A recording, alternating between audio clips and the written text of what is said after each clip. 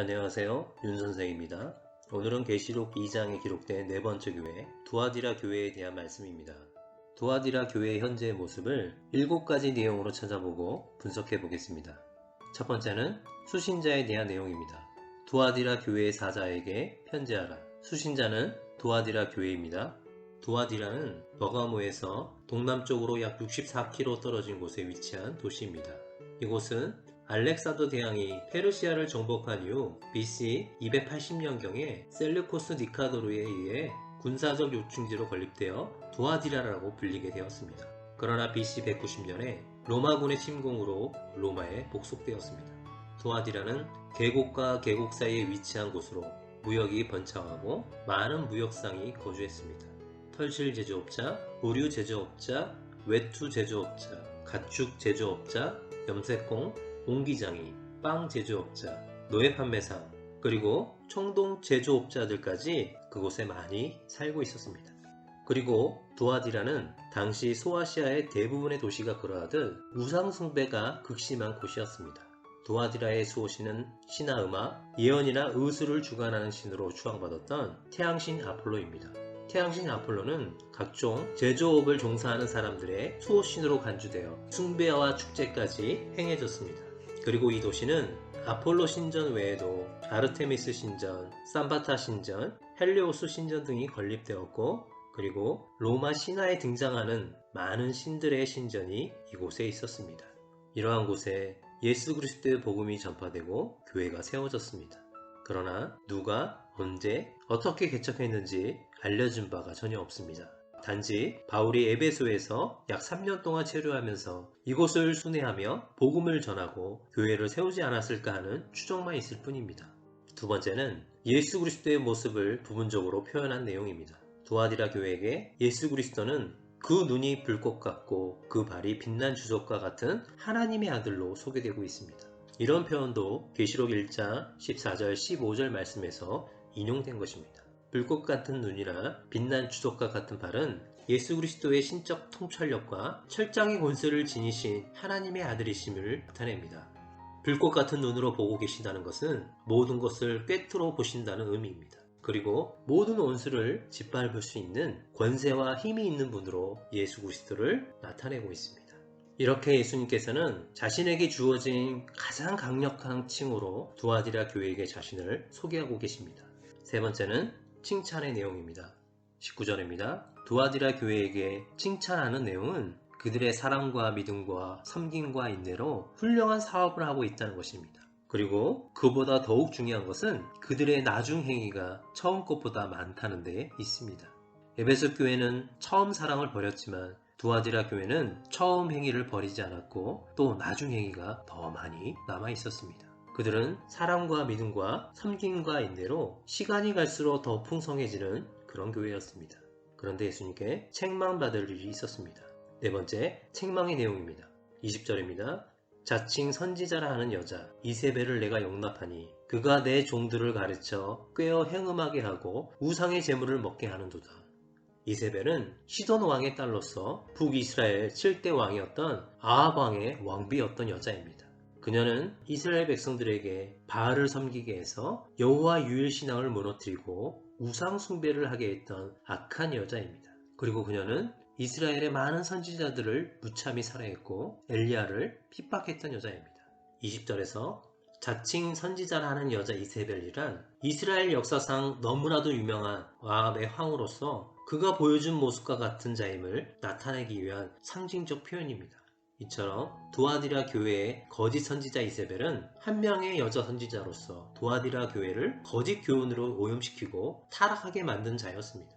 이런 자는 교회에서 축출되어야 합니다. 그런데 두아디라 교회는 그녀를 용납했고 그녀와 함께 행음하고 우상의 제물을 먹는 범죄를 저지르게 되었습니다.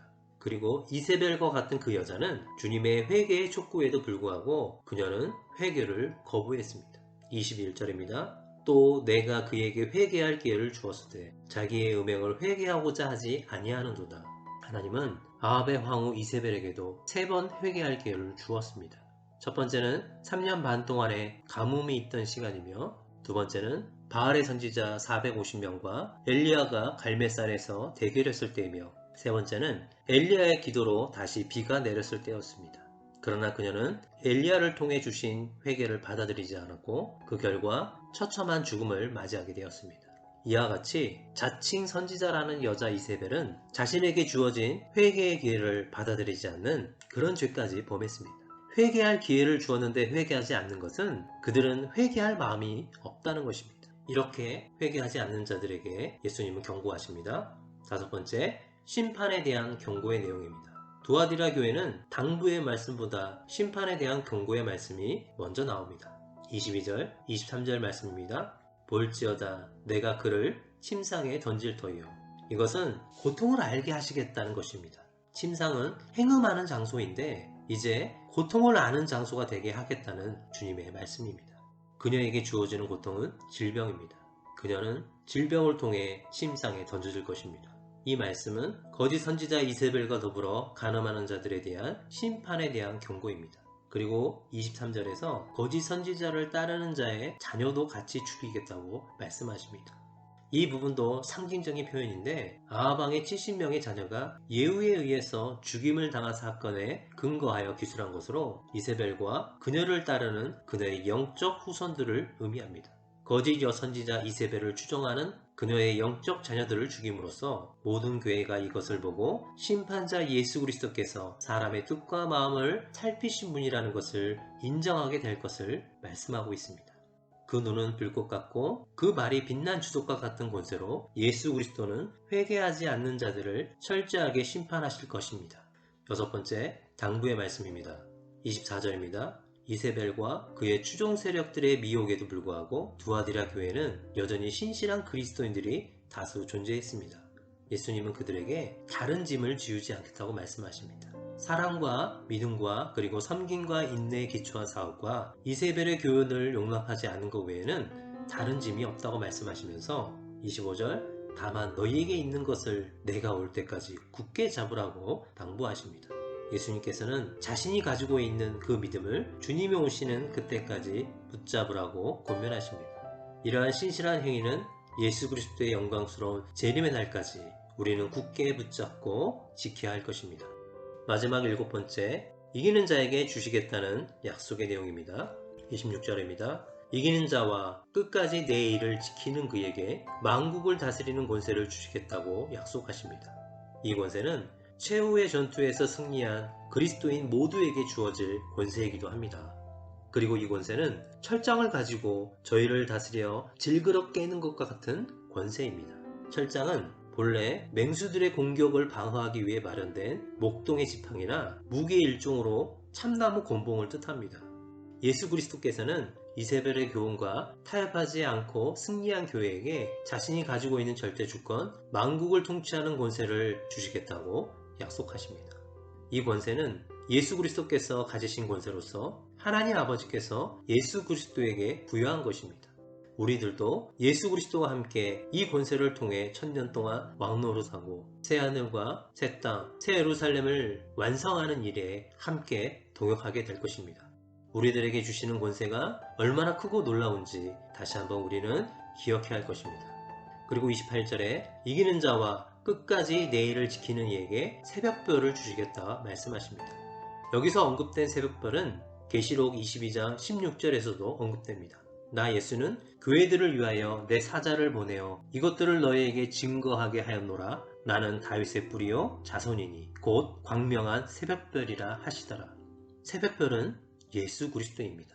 28절에서 예수님을 새벽별로 비유하고 있습니다. 이것은 가장 칠흑과 같은 암흑시간을 지나 날의 시작을 밝혀주는 새벽별로 묘사한 것은 그의 영원한 통치와 찬란한 영광을 드러내기 위해서입니다. 승리한 교회는 예수 그리스도의 찬란한 영광에 동참하는 큰 기쁨을 맛보게 될 것입니다.